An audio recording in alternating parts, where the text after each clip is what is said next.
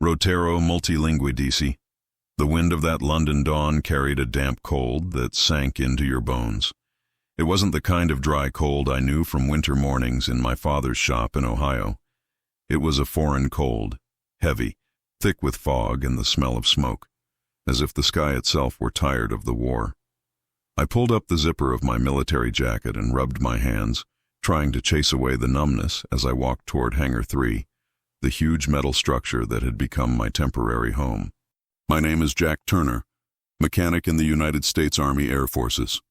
I'd been away from home for almost a year, far from Mary and from my little ones, Tommy and Grace. They wrote me whenever they could, and I reread every letter until I almost knew their words by heart. Mary told me Tommy had learned to ride his bike without training wheels, and that little Grace could now say my name without stumbling. Sometimes when the noise of engines and explosions became unbearable, I'd close my eyes and try to hear their laughter mixed with the distant sound of planes taking off for occupied France. But that dawn there was no laughter, no engines, only silence. I'd been assigned to inspect a P-47 Thunderbolt that had landed a few hours earlier with landing gear problems. The pilots were asleep, the other mechanics were in the mess or in their quarters. Only I walked among the shadows and the metallic echo of my own footsteps. I pushed open the heavy hangar door. The interior was plunged in semi-darkness, lit only by a few white lamps hanging from above. The P-47 waited for me, imposing at the center, its wide wings casting uneven shadows on the floor. There were still soot marks on the fuselage, reminders of the German flak it had faced hours earlier. I took a deep breath. The solitude of that place was almost comforting. I liked working alone with no officers shouting orders, no anxious pilots asking if the plane would be ready in time. Just me, the tools, and the old ritual of turning damaged metal into something that could fly again. I set my toolbox down on the floor and touched the cold fuselage of the airplane, like greeting an old friend. "Let's see what they did to you, partner," I murmured. I started working on the hydraulic system, removing panels and checking valves. Every sound, the click of the wrench, the pop of rivets, the groan of cables, echoed in the hangar as if it were talking back to me. It was almost possible to forget that outside, the world was slowly catching fire. That was when I heard it, a distant rumble in the sky. I stopped tightening a bolt and lifted my head, frowning. It wasn't the familiar sound of Allied engines, that smooth, steady growl. This was rougher, more irregular. A sound I had already learned to recognize without needing to look up. German engines. I slapped the fuselage of the P-47 and muttered, "Oh no, not now." I ran to the hangar door and pushed it open just enough to peek outside. The sky was dark, almost starless. But there they were, small shadows moving fast, slicing through the night like blades. I heard the alarm signal a few seconds later, a high-pitched wail that tore through the silence and made every muscle in my body tense at once. The Luftwaffe was coming, and I was alone. God in heaven.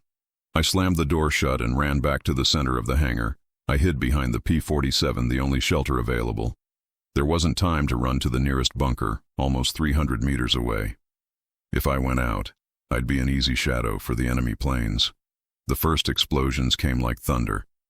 The ground shook beneath my feet, and bits of concrete started falling from the ceiling. The sound of the bombs was deafening, reverberating in my ears as if they were trying to crush my skull from the inside.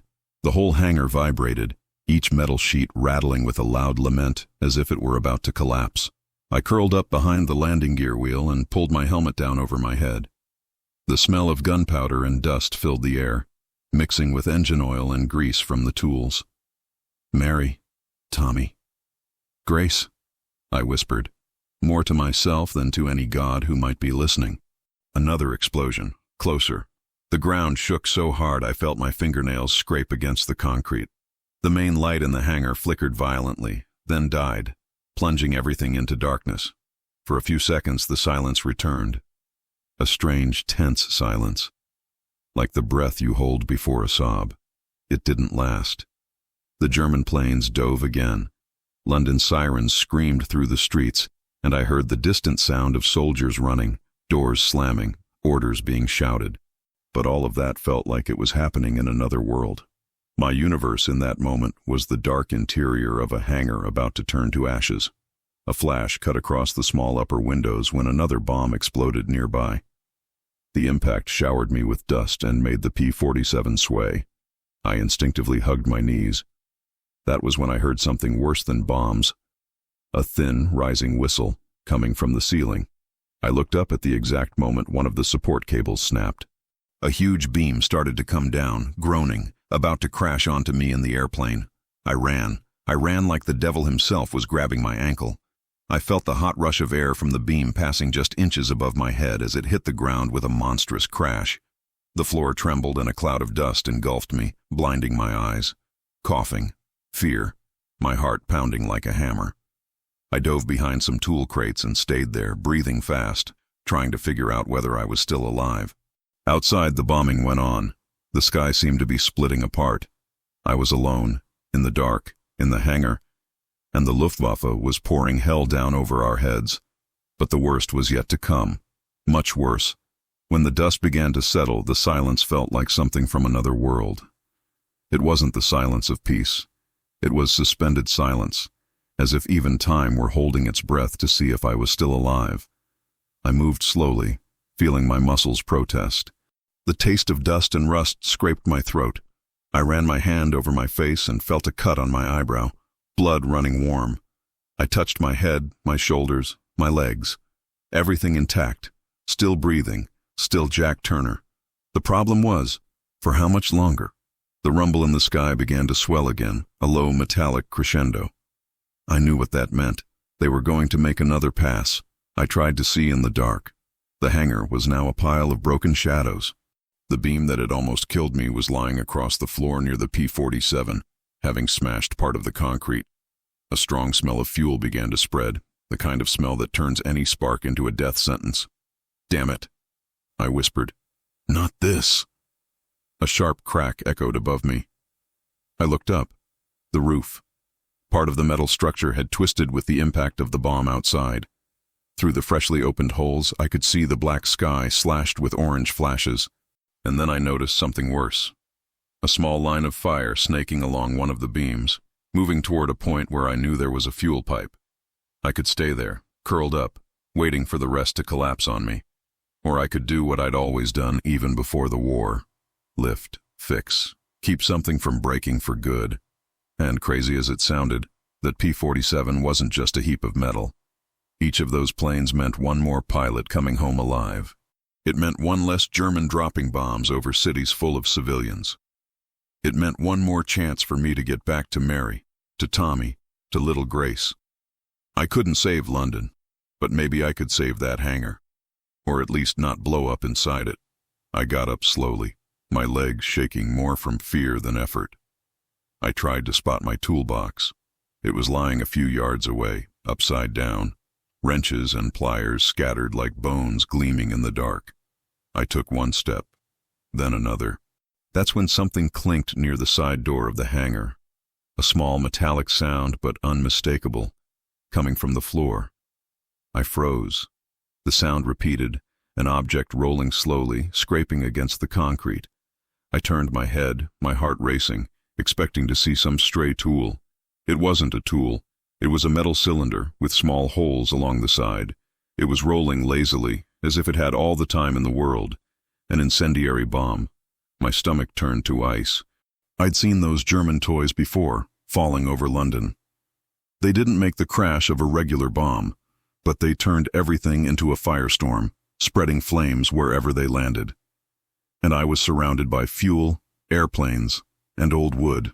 "You've got to be kidding me," I muttered, almost laughing from sheer nerves. The bomb stopped rolling almost in the center of the hangar, just a few yards from the belly of the P-47. A thin thread of smoke started to seep from it. What I knew about incendiary bombs was simple. Either you get rid of them fast, or they get rid of you. I looked around frantically. I needed something, anything, to protect my hands. A piece of thick cloth, a coat, a miracle. I saw a tarp thrown near the wall, half covered in dust. I ran to it, stumbling over a broken piece of concrete. The whole hangar groaned with every new distant explosion, as if it were tired of standing. I grabbed the tarp and wrapped it around my arms, taking a deep breath. At that moment, I remembered a quiet afternoon in the shop before the war, when Tommy, with those curious eyes, asked me, "Dad, aren't you scared when you work with engines that big?" I'd laughed, wiping my hands on my pants. "Of course I am, son. But if we only do the things that don't scare us, we don't do much of anything in life." Now, crossing the hangar toward the bomb, I wished I'd been a little less wise with that answer. I got close to the smoking cylinder, my heart pounding so loud it drowned out even the distant planes. I knelt, wrapped the tarp around it, feeling the metal vibrate and hiss softly. A growing heat seeped through the fabric, burning my skin. I clenched my teeth, lifted the bomb with both hands, and stood up in one motion. It was heavier than I expected. "Come on, Jack. Come on," I muttered between my teeth as I ran toward the side door of the hangar.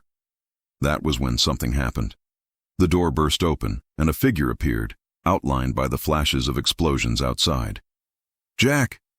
It was a man's voice, hoarse, with a thick British accent. I almost dropped the bomb right there. "Bill?" I recognized Sergeant Bill Harris, the British chief mechanic I worked with almost every day. His eyes went wide when he saw me with that smoking cylinder in my arms. "What the hell do you think you're doing?" "Trying not to get roasted alive," I shouted. "Now get out of the way." He yanked the door farther open, and I staggered past him, carrying the bomb like a wild animal about to break loose.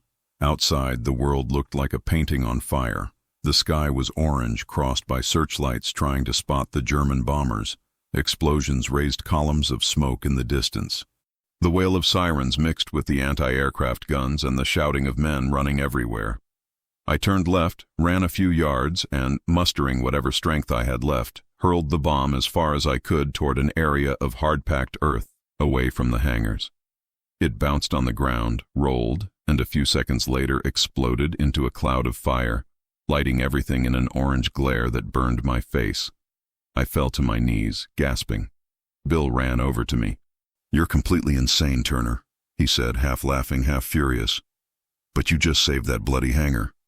I took a deep breath, trying to answer, but my throat felt like paper. He held out his hand and helped me up.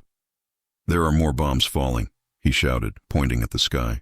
"They hit the fuel depot on the other side of the runway. It's bad over there. But here," he glanced at Hangar 3 with its damaged roof and smoke seeping out through the gaps. "Here we can still hold on."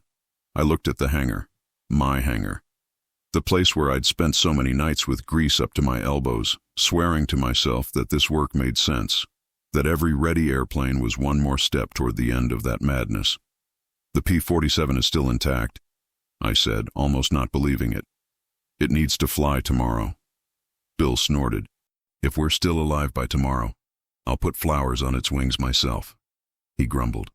"Now get back in there. If the roof comes down, someone's got to remind the officers you saved that flying tin can." We went back inside. The smell of smoke was strong, but the fire hadn't spread yet. I helped Bill put out small patches of flame with extinguishers and buckets of sand. Every minute felt like an hour. Every blast outside made me wonder if that would be the last thing I ever heard. In a brief pause, I leaned against the fuselage of the P-47, breathing hard. I ran my hand over the scarred metal. "We're getting you back in the air, kid," I murmured. "Even if I have to rebuild you bolt by bolt." Bill looked at me, shook his head, and gave me a half smile. "You talk to these planes like they're people, Turner. Some of them answer better than certain officers do," I shot back. He laughed, but the laugh died quickly. Another explosion shook the distance. "The night's not over yet," he said, serious. "And I've got a feeling the Germans are saving the worst for last." I looked up at the roof, at the gaps where the glow of bombs shone through, and for a second I imagined Mary's face there, watching me from above, worried. I imagined Tommy asking if airplanes could feel pain. I imagined Grace hugging her pillow, not understanding why her father stayed away so long. I took a deep breath. If hell was going to fall on us, then I'd face it with my hands dirty with grease, my heart tight with longing, and the stubborn hope of someone who still wanted to go home. I didn't know yet, but that night in Hangar 3 wouldn't end only with fire and dust. It would end with a choice that would change the rest of my life. The attack seemed endless. With every blast, the ground vibrated as if the earth itself were complaining about that senseless war. Bill and I worked side by side, running through the hangar, putting out fires, putting up improvised supports so the roof wouldn't collapse completely. The smoke burned our eyes, and the stench of burning fuel clung to our skin. "Turner!" Bill shouted, wiping sweat and soot from his face. "Radio station says 3 more German bombers are coming in from the south route. They'll be bombing again in minutes." I took a deep breath, leaning on the wing of the P-47. The airplane was close enough to the fallen beam to make me shudder just imagining losing it before I finished the repair. "There's no way to tow the Thunderbolt outside in time?" I asked, already knowing the answer. Bill rubbed the back of his neck. "If we try to move it now, that beam will give way, and the landing gear's still unstable. That wheel could snap." I closed my eyes for a second, feeling the weight of it all. The distant sound of bombs, the trembling hangar, the crushing responsibility of that airplane that needed to fly the next morning to support the troops in Kent. And on top of that, Mary's soft voice echoing in my mind. "Come back to us, Jack. No matter how long it takes, come back in one piece." I opened my eyes. I wasn't leaving. Not while there was a chance to save the hangar and the airplane. "Bill," I said, "we're going to reinforce that beam. If it falls, the P-47 goes with it. And I didn't go through this whole night just to watch it turn into scrap at the end." Bill let out a nervous laugh. "Turner, you're the most stubborn man in all of England." And even so, he ran with me to the side of the hangar, where we gathered metal bars, planks, and ropes. We built an improvised structure, a makeshift fix worthy of desperate mechanics at the end of the world. We worked fast, with shaking hands and short breaths. Every second was precious. Every hammer blow felt like an argument with death. That's when I heard something strange. A different rumble in the sky. They weren't bombers. They didn't have the heavy sound of the Luftwaffe. It was something lighter. Familiar. Bill looked up first. "Is that—" I looked too, and felt my heart slam in my chest. It was a squadron of British Spitfires coming from the east, slicing through the night like silver arrows. The sharp, elegant sound of their engines was like music in the middle of the chaos. "Finally!" Bill shouted. "They're here to intercept the bombers." And they really were. Up above us, we could hear the start of the dogfight. The sound of machine guns cutting the night in long bursts. The roar of engines diving, distant explosions, muffled cries. It was war being fought high in the sky, where men bet their lives in seconds. But our battle was still down here. Once the support was in place, Bill ran to the hangar door to watch the planes. I stayed near the P-47, running my hand over the damaged panel, trying to assess what still needed doing. That was when I smelled it. Strong gasoline. Very strong. "No, no, no," I muttered. I followed the smell to a spot on the floor where the fallen beam had cracked a pipe. Fuel was leaking out, soaking into the concrete like a deadly pond. And right above, in the cracked roof, the fire was starting to spread again. Panic hit me like a punch to the chest. I ran to Bill. "We've got a fuel leak." His eyes went wide. "If the fire gets to it up there, this whole hangar's going to blow." I knew that. I knew it all too well, and I knew what it would mean for the plane, and for us. That was when a crazy, unlikely suicidal idea popped into my head, and maybe it was the only way. "Bill," I said firmly, "I need to tow the P-47 outside. Now. Have you lost your mind? That wheel won't hold, I told you. If it stays in here, it blows up with everything else," I shouted. He hesitated, and in that instant, the roof cracked again, sending sparks raining down right beside the growing pool of fuel. That was enough to decide it. We ran to the airplane. Bill grabbed one of the hydraulic jacks. I knelt by the damaged wheel and worked with a speed I'd never had before, not even on the worst days in my father's shop. My hands shook. Every bolt seemed to slip. But I saw Tommy's face, dirt on his cheeks, saying, "Dad, you can fix anything." And I had to prove he was right. At last, the improvised brace on the wheel held. "Now!" I yelled. Bill climbed into the cockpit and released the manual brakes. I went to the front, grabbing the tow bars of the landing gear as if I were about to drag a raging bull. "Push!" Bill shouted. I pushed. God knows how. The plane started to roll. A boom echoed above us. Half the roof went up in flames. I pushed harder. I felt my muscles burn, the ground shaking, the hot air on my back like the breath of hell itself.